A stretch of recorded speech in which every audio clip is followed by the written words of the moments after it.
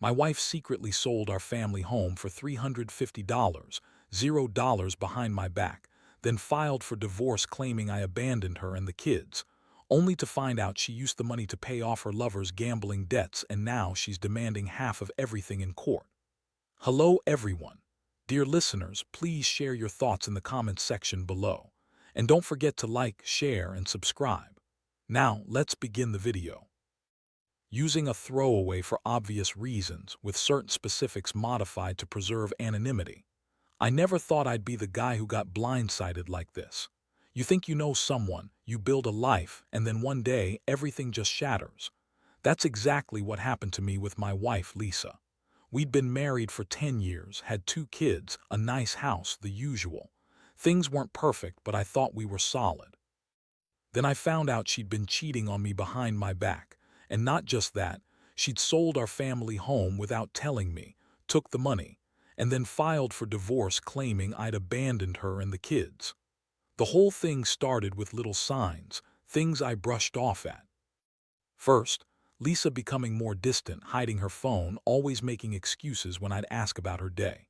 She started working late more often, and I noticed she was suddenly wearing more makeup, dressing sexier, like she was trying to impress someone else. But I didn't want to believe it. I kept telling myself she was just tired or stressed, that maybe I was overthinking it. Then one night I came home early from a business trip. I had a gut feeling something was off. I walk into the house and hear muffled voices from the bedroom. My heart starts pounding, my wife's voice, but not alone. There's a man's voice too. That's when I peeked through the slightly open door and saw her pressed up against someone, her hand on his thigh the way she was kissing him. I recognized her perfume, but it was the way she looked at him, like she was in another world, that hit me hardest. It was like my whole life was just a lie. I froze there, just watching. My mind was racing. Who was he? How long had this been going on? Why would she do this? I felt like I'd been punched in the gut. My first instinct was to confront her right then and there, but I held back. Instead, I snapped a few pictures on my phone, just enough to prove she was cheating. I needed to see what was really going on before I lost my mind. The next day, I started digging. I checked her phone, her emails, bank accounts.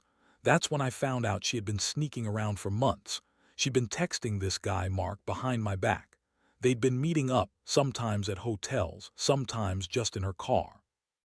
And then I saw the real shocker. She had secretly sold our house for $350, $0. I never knew she was planning that. She transferred the money into an account, then used it to cover her lover's gambling debts. I mean, she used my family's savings to bankroll some guy's addiction. That's when I knew she was capable of anything. I felt numb, betrayed on every level. I thought I knew her, but I was living next to a stranger. How could she lie so effortlessly? How could she sell our home, our life together, for some guy? The worst part was, she was now trying to spin everything, telling friends and family I'd abandoned her, that I was a deadbeat dad who disappeared. Meanwhile, she was out screwing around, paying off a gambling addict's debts and trying to take half of everything I had left. The anger started to bubble up. I wanted to scream, to break something. But mostly I wanted her to face the truth, that she destroyed everything we built. I knew I couldn't just let this slide. I had to do something. I started planning. I needed to understand her game, figure out how deep this all went, and most of all, protect what was mine. That's when I realized this wasn't just about infidelity anymore. It was about betrayal of trust, of my entire life. I was in shock, but I also knew I had to fight back. I couldn't let her walk away with everything, especially not after what she'd done. So I started to gather evidence, consult a lawyer, and get ready for the fight ahead. I didn't know what the final outcome would be, but I knew one thing: this wasn't over. After I gathered enough evidence, photos, emails, bank statements, I knew I had to confront Lisa. I didn't want to do it in anger. But honestly, I was furious. I called her at work one afternoon, told her I needed to see her at home, that it was urgent. When she arrived, she had that bitchy smirk, like she already knew she was in control of the situation. I laid everything out on the table: the photos of her with Mark, the bank statements showing the house sale, the transfer of the money, the gambling debts she'd paid off with our savings. I watched her face change as I spoke. Her eyes widened, then narrowed, like she was trying to figure out how I'd found all this out. She crossed her arms and looked at me with that condescending look she always had when she was lying. "Oh, come on, David," she sneered. "You're overreacting. That's not how it is. You're just jealous or maybe insecure. I was just talking to Mark about some stuff, nothing serious. The house. I had to sell it. I couldn't keep paying the mortgage on my own. You've been gone so much, I had to do something to keep us afloat." I stared at her, trying to process her words. I knew she was lying, but hearing her say it out loud made it even worse. She was so good at spinning her web of bullshit. I asked her outright, "Did you sell the house behind my back? Did you use that money to pay off Mark's gambling debts?" She rolled her eyes, acting like I was insane. "Look, David, I did what I had to do. You're always gone, always working. I had to do something for the kids. And Mark's debts, please, that's a lie. He's just a friend, someone I was talking to about my problems. You're paranoid. You don't trust me anymore." I felt my blood boil. Her tone, her lies, it was like she was trying to gaslight me into doubting what I knew, but I wasn't buying it. I told her, "You sold the house, Lisa. You took our family savings and now you're trying to pretend it's all just a misunderstanding. I've got the proof. How could you do this to me, to us?" She finally cracked a little, her face flushing. "David, you're overreacting. I didn't mean for you to find out like this. I was just trying to protect the kids. I didn't want to fight. I thought we could work it out, but you're making this into some conspiracy." That was when I realized I was dealing with a master manipulator. She was trying to turn it all around, blaming me for overreacting, for not trusting her. It was classic gaslighting, but I had enough. I told her I was done listening to her lies, that I was going to see a lawyer and get everything documented. I could see her panic start to set in. She knew she'd been caught and her bitchy facade cracked just a little more. The confrontation was brutal. I felt betrayed, humiliated, and furious.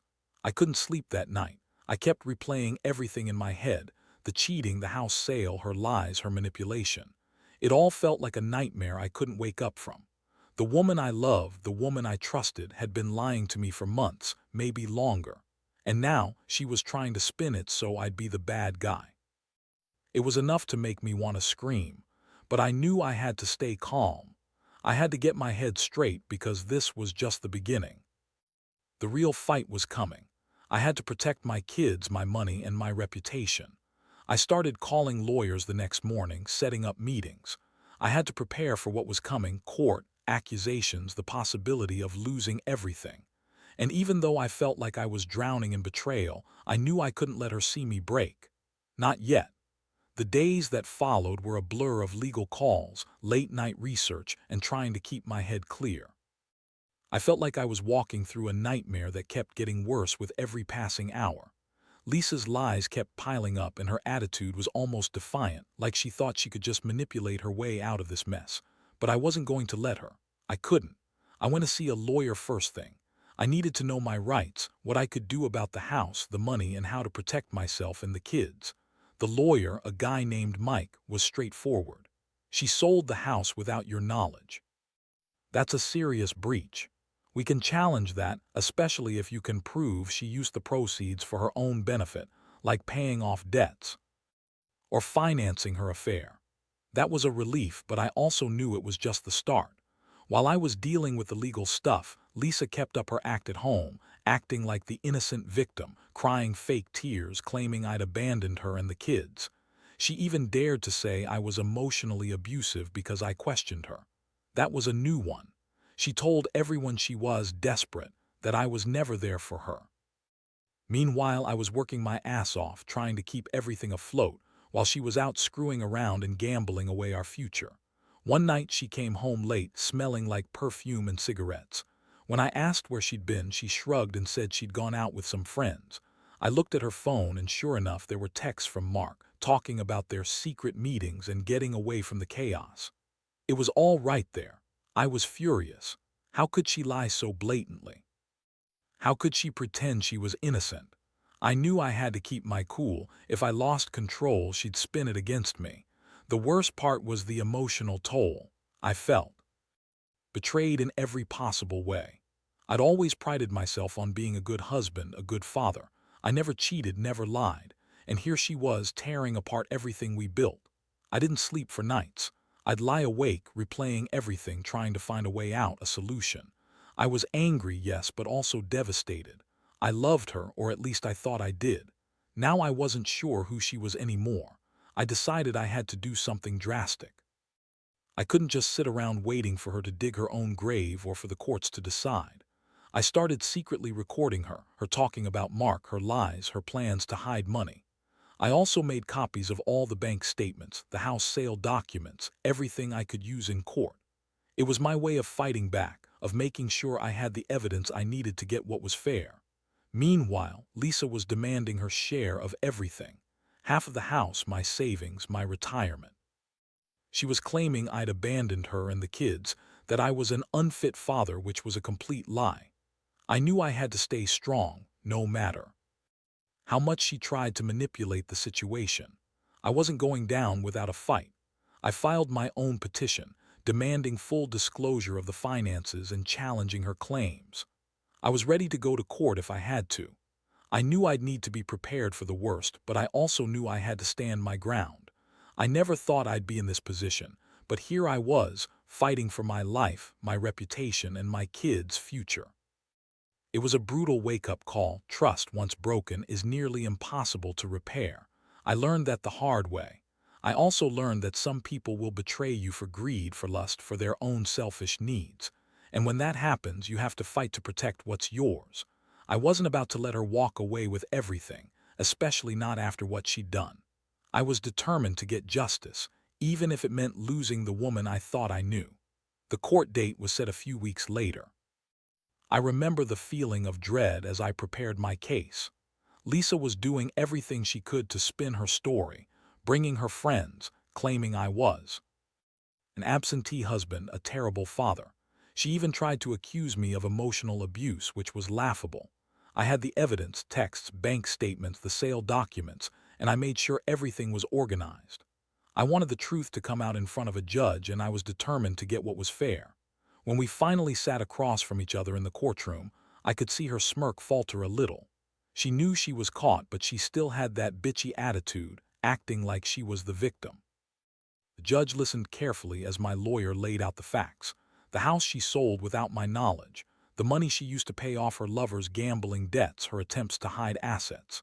Lisa's lawyer did her best to paint her as a victim, claiming I'd been neglectful, but the evidence was overwhelming. The judge asked Lisa about the house sale. She tried to claim she had no choice, that she was desperate, that I'd abandoned her.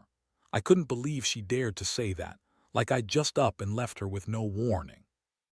I stood up and told the court I'd been working tirelessly to support my family, that I had no idea she was selling our home behind my back, and that I had proof of her financial misconduct. I laid out the evidence, and the courtroom was silent for a moment before the judge spoke. He ordered Lisa to produce all financial records, including the sale documents and her bank accounts. He also asked about the money she claimed she'd used to pay off debts. She hesitated, then admitted she'd used part of the proceeds to settle Mark's gambling debts. That's when I started to see her true colors: selfish, manipulative, and willing to destroy everything to keep her secrets hidden. The judge was not impressed with her excuses. He told her that selling the house without informing her husband was a breach of their marriage, and that using the sale proceeds for personal gain was illegal. He also ordered her to pay back the money she had taken, and he set a hearing for the division of assets. I felt a mix of relief and anger. This was just the beginning, but at least I had some legal backing now.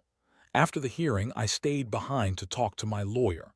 We discussed the next steps: filing for full custody of the kids, ensuring she couldn't hide any more assets, and making sure she was held accountable for her actions.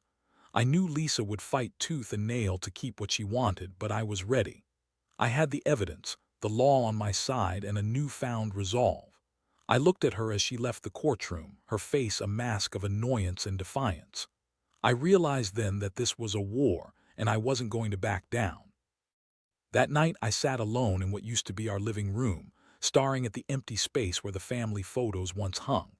I felt exhausted, emotionally drained, but also painfully aware of how much I'd lost: trust, stability, the woman I thought I knew. Yet part of me also felt a strange sense of clarity. I knew now that I had to focus on protecting my kids and myself. Lisa's lies had revealed her true nature, and I couldn't let her manipulate her way out of this. I had to be strong for us. In the end, I realized that betrayal cuts deep, but it also teaches you who your real friends are and what you're willing to fight for. I've been blindsided, yes, but I was still standing. And I was going to make sure I came out of this with my dignity intact, no matter what. The weeks that followed the court hearing were a whirlwind. Lisa's lawyer filed motions to challenge everything, claiming I was trying to intimidate her and that I was overreacting.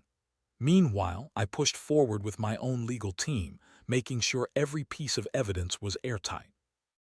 I had to protect my future, and most importantly, my kids from her manipulations. I also started seeing a counselor, not because I thought I needed therapy exactly, but because I needed someone to talk to, someone who wouldn't judge or dismiss what I was going through. It helped me process the betrayal, the anger, and the heartbreak. I realized I'd been so focused on fighting her that I hadn't really taken the time to understand how deeply I'd been hurt. The counselor told me to focus on what I could control and to keep my head clear. It was good advice. Meanwhile, Lisa's behavior became more erratic. She'd show up at the house unannounced, trying to guilt me into giving her more money or trying to sway the kids against me. She'd cry, scream, throw tantrums, classic manipulation tactics. I stayed firm. I told her I cooperate only through the courts, that I wouldn't be pulled into her emotional games. I also made it clear I was seeking full custody of the kids, not because I didn't love them, but because I couldn't trust her anymore. One day, she showed up at my workplace, trying to guilt-trip me into dropping the custody fight. She told me she was doing everything for the kids, that I was just trying to ruin her. I was furious. I told her to leave, that her antics weren't going to work anymore. I could see the desperation in her eyes. She realized she was losing control. That feeling, knowing I had the upper hand, was strangely empowering. I'd never been a confrontational person before, but this situation changed me. I was fighting for what was rightfully mine: family, my integrity, my future. The court hearings continued, each side throwing accusations and evidence. Lisa tried to claim I was an absent father, that I ignored the kids, that I was too busy with work. But I had the receipts, texts, emails, witnesses, things that proved I was there for them, that I'd always put them first. I pushed hard for full custody, knowing she'd do anything to keep the kids away from me or to manipulate them. I wanted to be a stable presence in their lives, not some pawn in her game. As the months dragged on, I felt a strange mixture of exhaustion and determination. I'd lost a lot: trust, stability, the woman I loved, but I was gaining clarity. I saw her for who she really was: selfish, manipulative, willing to destroy everything for her own gain. I realized I had to focus on rebuilding my life, my relationship with the kids, and my own sense of self-worth. I knew she'd keep fighting, but I was ready. I'd come this far, and I wasn't going to let her take everything. One night, after another long day in court, I sat on the edge of my bed and looked at the stack of legal papers and evidence folders. I'd never been more tired, more emotionally drained, but also more certain of one thing: I was done being a victim. This was my fight, and I was going to see it through to the end. For me, for my kids, and for the truth. No matter what happens next, I knew I'd come out stronger. I had to. The final court date arrived sooner than I expected, and I knew this was the culmination of everything I'd fought for. I sat in that courtroom, feeling a strange mix of relief and exhaustion. Lisa was there, sitting stiffly, her usual bitchy attitude replaced with a look of desperation. She knew her lies had been exposed, and the evidence against her was overwhelming. I could see the flicker of defeat in her eyes, and honestly, it felt like a small victory, one I'd fought to earn. The judge listened carefully as I presented my case, laying out all the facts: the sale of the house, the use of the proceeds to cover her lover's gambling debts, her manipulative tactics, and her attempts to turn the court against me. I kept my voice steady, focused on the truth.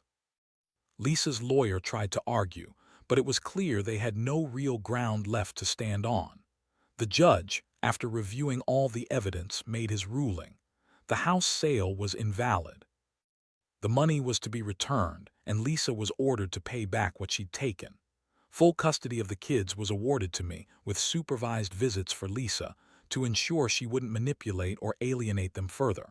I felt an enormous weight lift off my shoulders. For the first time in months, I could breathe easier. The court had validated what I'd known all along, that Lisa's actions were selfish and destructive. I looked at her, and for the first time I didn't see the woman I'd loved. Instead, I saw someone who had betrayed everything we built, who had lied, cheated, and manipulated her way through our marriage. As I gathered my things and left the courtroom, I felt a strange sense of closure. I knew this chapter of my life was finally coming to an end. I had fought hard, not just for the money or the house, but for my dignity and my children's future. I also realized that I'd learned a lot about myself, about resilience, about standing up for what's right, and about the importance of trust and honesty. In the days that followed, I focused on rebuilding my life. I reconnected with my kids, making sure they felt loved and safe. I started therapy to process everything I'd been through, because even the strongest need support sometimes. I also cut ties with Lisa completely. I blocked her number, uninvited her from my life, and made it clear I wouldn't tolerate her manipulations anymore. Looking back, I understand now that betrayal can be devastating, but it also reveals true character. I've come out of this battered but stronger, more aware of what I deserve and what I won't accept. I lost a woman I thought I knew, but I gained clarity about who I am and what I need to do to protect myself and my kids. If there's one thing I'd tell anyone in a similar situation, it's this: don't ignore the signs. Trust your instincts, gather evidence, and don't be afraid to fight for what's right. Sometimes, you have to lose everything to find yourself again. And in the end, the truth always comes out. I've learned that the hard way. But I also know that no matter how deep the betrayal, you can pick yourself up and start over, stronger, wiser, and more prepared for whatever life throws at you.